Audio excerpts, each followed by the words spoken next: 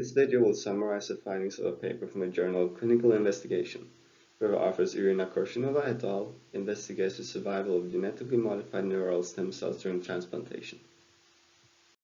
During brain disorders like stroke, neurons and other cells in the brain die, which eventually impairs the function of the brain and causes disease. According to WHO, 50 million people worldwide suffer from stroke each year.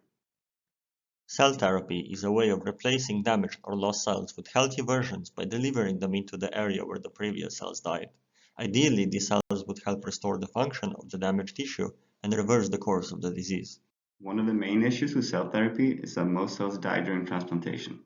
If they don't survive or grow, they don't get the chance to rebuild the damaged part of the brain. Most cells die within a week of transplantation, however some also die much later on, after weeks or months.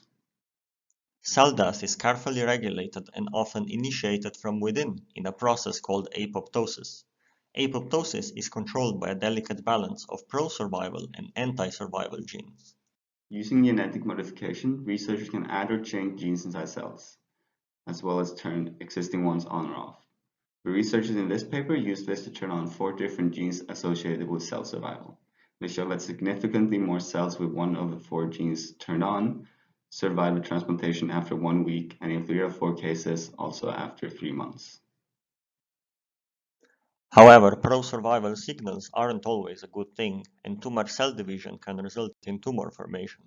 The researchers therefore needed to determine whether or not turning on these pro-survival genes causes uncontrolled growth. They saw that in the case of 3 out of 4 modifications, the cells soon stopped dividing. To test whether this potential therapeutic technique could help towards relieving any effects of an actual brain disorder, the researcher tried to transplant the genetically modified cells into mice in which they had induced stroke and showed that it led to improved recovery.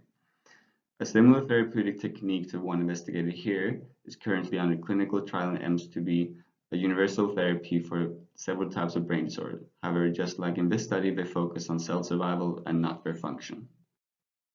There is still a lot of work ahead to show that this process is safe and effective in humans. Controlled manipulation of cell death in transplantation may be one piece of the puzzle, paving the way to reversing the damage caused by stroke and other brain disorders.